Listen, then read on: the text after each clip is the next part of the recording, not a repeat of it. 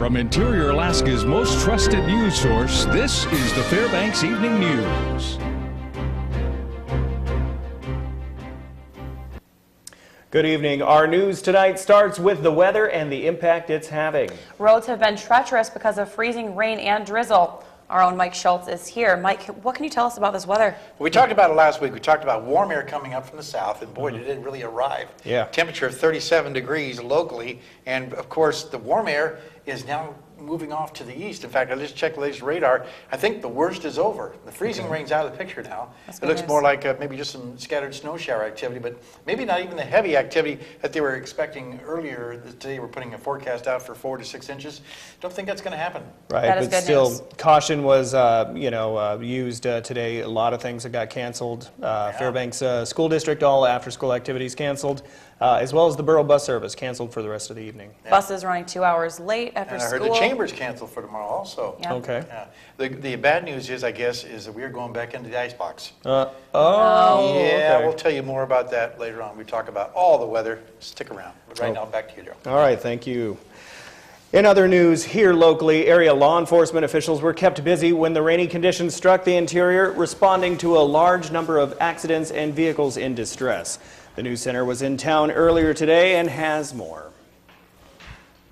Thanks. I'm out here on the Johansson Expressway, and earlier today, when the rains came, it kept area law enforcement, emergency services, and public works officials very busy. Now, this bus situation that took place in back of me, no one was injured. According to Fairbanks Police Sergeant Robert Thompson, caution needs to be at the top of the list, whereas area motorists are concerned. If you don't need to be on the roads, please stay home. Don't go out on the roads because they're very bad right now. We've had multiple school bus problems, multiple other accidents, and again, the rain is still coming down, so it's not going to get better right now. Yeah, it just came out. It came all of a sudden. Huh? It did. Currently experiencing a winter storm, so we're having rain mixed in with snow. It's making the road conditions extremely icy. We need to urge traveling motorists to use extreme caution at the intersections when pulling out into a roadway from a parking lot or other roadways.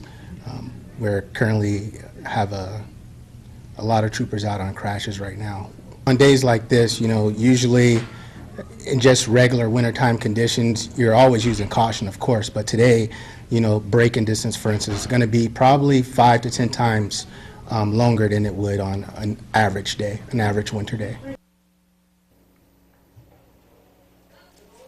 A lot of activities that were set for tonight were canceled due to the weather. The Department of Transportation was out in force. Drivers were asked to avoid the Richardson Highway between miles 208 and 244, the area between Delta Junction and Trims. Freezing rain caused poor conditions in the area of Alaska Range. Advisories were also issued on the Alaska Highway to the border of the Tote Cutoff. The Department of Transportation in Fairbanks was working today to make the icy roads more safe.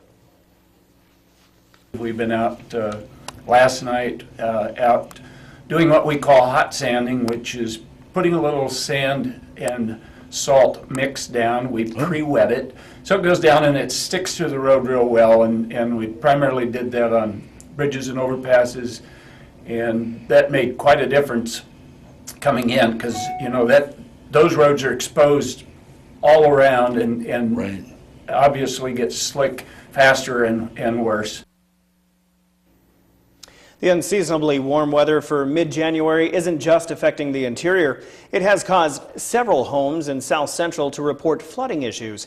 As of 4 p.m. Sunday, Anchorage had received 1/10 of an inch of rainfall. Now, some residents in Anchorage, Eagle River, and the Matsu Valley spent the weekend trying to protect their homes by averting the melting snow and ice. After taking the weekend off, a 12-member jury panel took just 2.5 hours deciding guilt or innocence for 56-year-old Arthur Augustine. Augustine, who had been charged with 2 counts of first-degree sexual abuse of a minor and 2 counts of second-degree child sexual abuse, was found guilty on all charges late Monday morning. Shortly after the verdicts were read, Augustine was led away in handcuffs and remained in custody to await sentencing for April 23rd. Augustine, who has a prior sex abuse conviction from the 1980s, faces a possible life prison term in this latest case. Well, when we come back, a hearing is set tomorrow on environmental cleanup of a Fort Wainwright housing project. And DOT looks at bike pedestrian path along Chena Small Tracks Road. That and more. Stay with us. Fairbanks Evening News is brought to you by Northland Hearing Services. Better hearing with a human touch.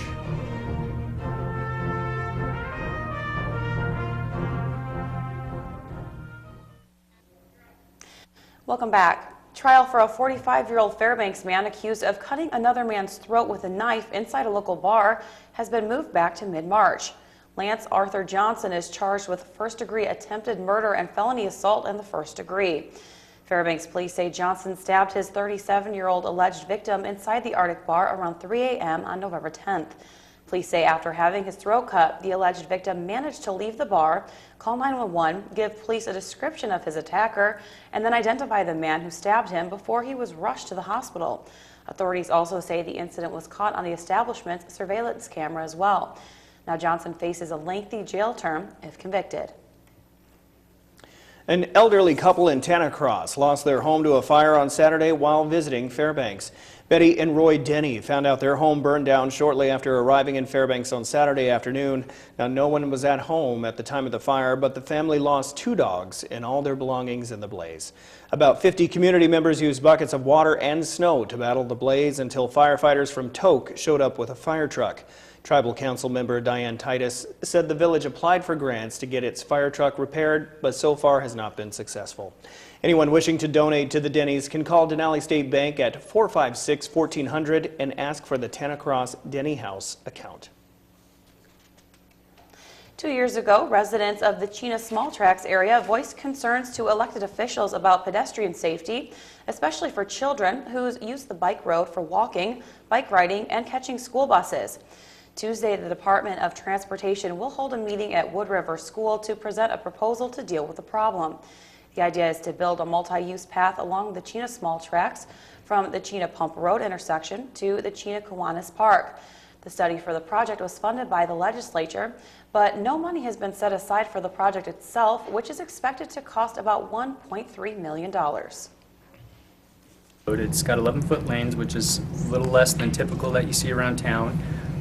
It has really lacking shoulders, if not no shoulders in some areas. So in the wintertime, when you do get the snow berms on the side of the road, really the kids and the pedestrians that use this facility are out in the roadway. So we want to get them off the roadway. The open house is set for Tuesday, tomorrow, from 5 to 7 p.m. at Wood River Elementary School at 5000 Palo Verde Drive. Tomorrow, officials at Fort Wainwright will be holding a public meeting regarding the environmental cleanup of the long-delayed Taku Gardens housing project. The meeting will be held tomorrow, January 15th from 7 to 9 p.m. at the Fairbanks Princess Hotel and is open to both Fort Wainwright residents and all Fairbanks North Star Borough residents.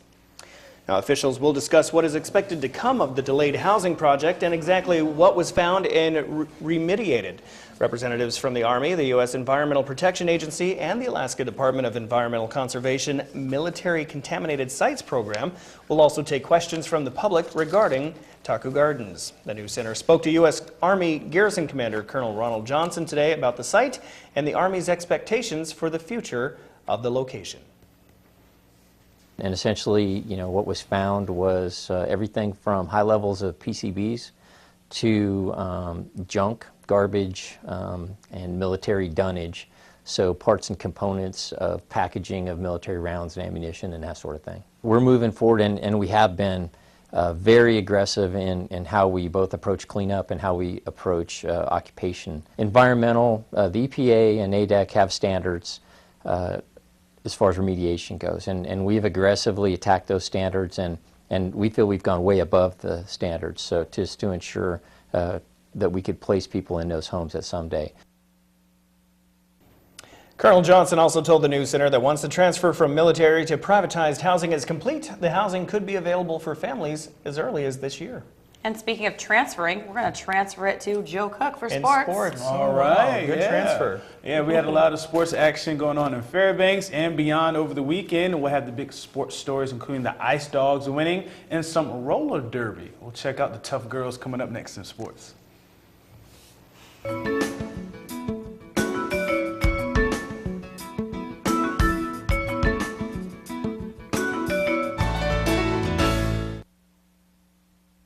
By the law office of Rita T. Alley.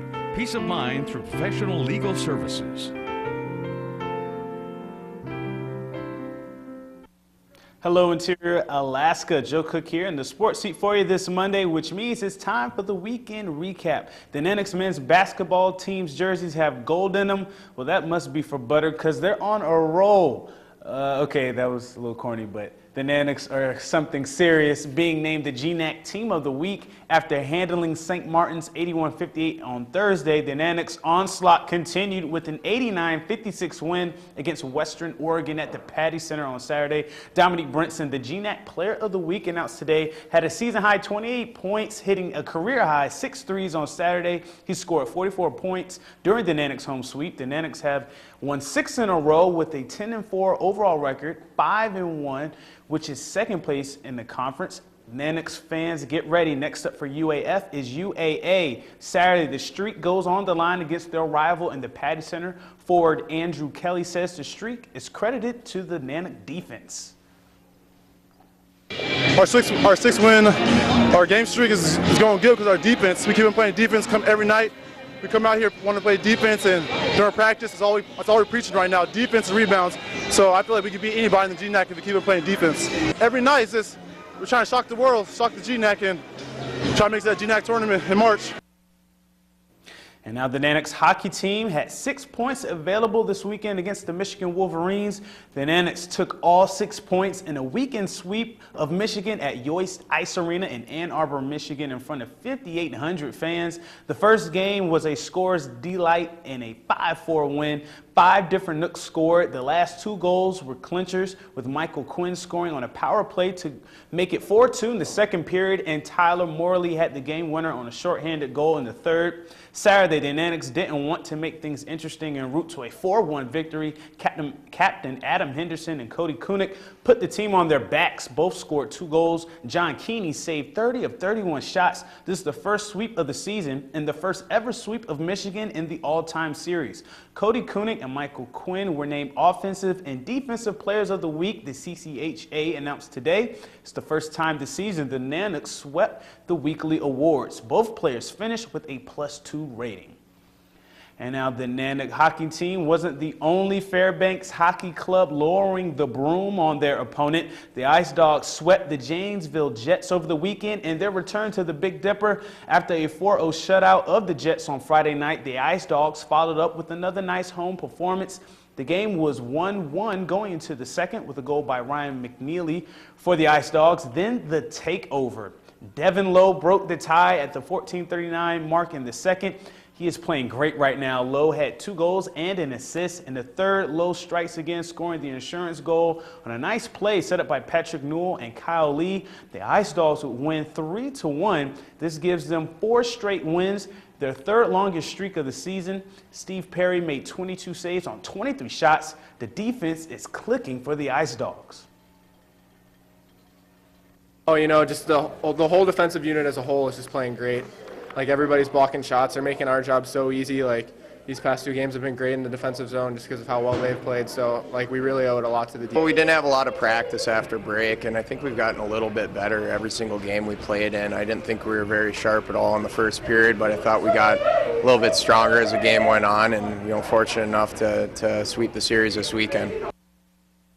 Then there was a sporting event that went down in the Carlson Center over the weekend, and I definitely would have went down because I can't roller skate, but these tough ladies sure can. The Fairbanks Roller Girl All-Stars, who are part of the Women's Flat Track Derby Association and currently ranked 34th in the West region, took on the Raid City Dirty Pollies out of Anchorage. So a little good old Fairbanks-Anchorage rivalry going on there. Fairbanks did win 157-147, but it wasn't too hostile given that the proceeds of the contest went to the Fairbanks Animal Shelter.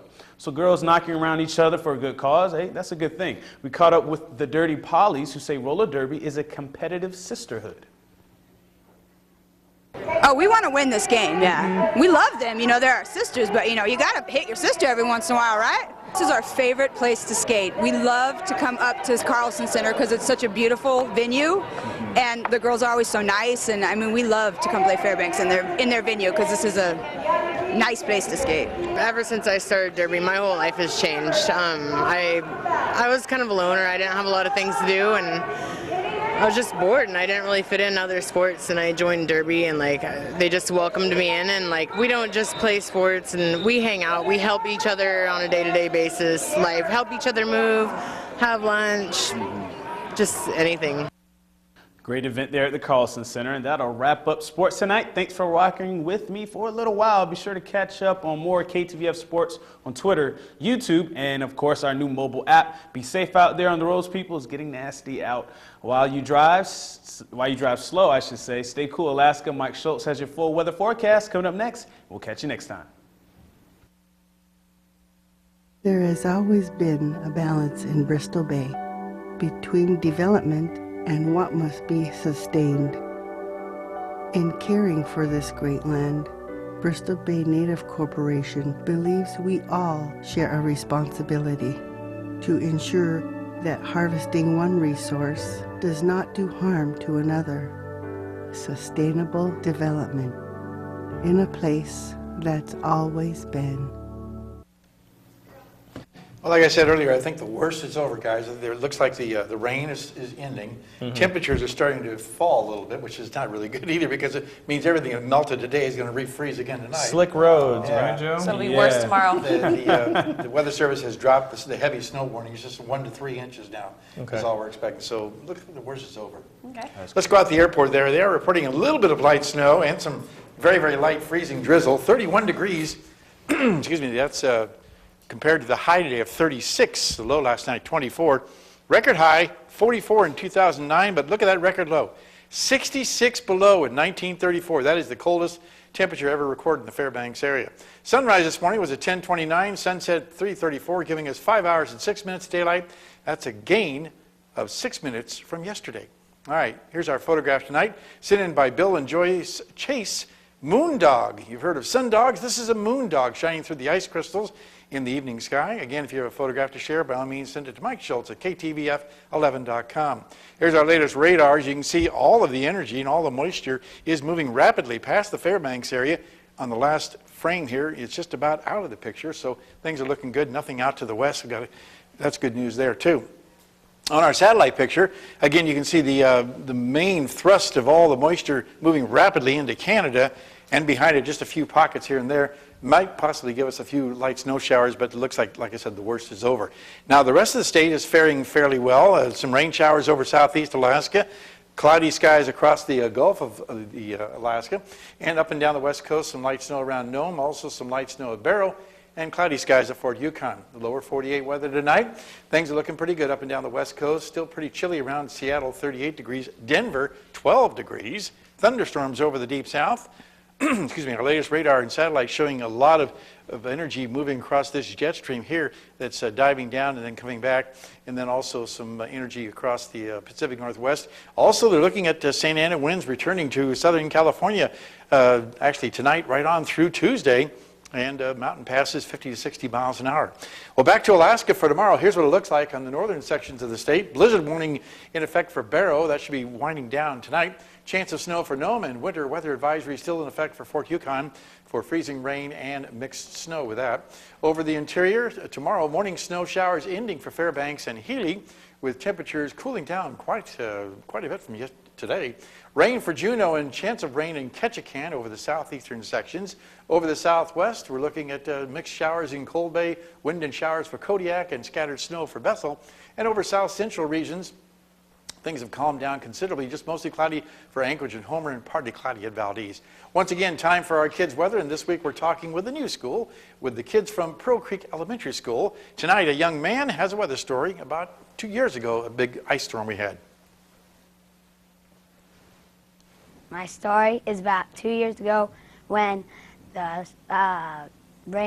was raining in the week of Thanksgiving, and we got school off, and then we got off the whole week because we got off the first 3 days because of the ice, and it was really icy roads, and then we got off the other 2 days because of Thanksgiving. It was really, really awesome. What better way to describe it? Tomorrow night, a young lady will be here to share a picture with us as we continue with our Kids Weather Watch.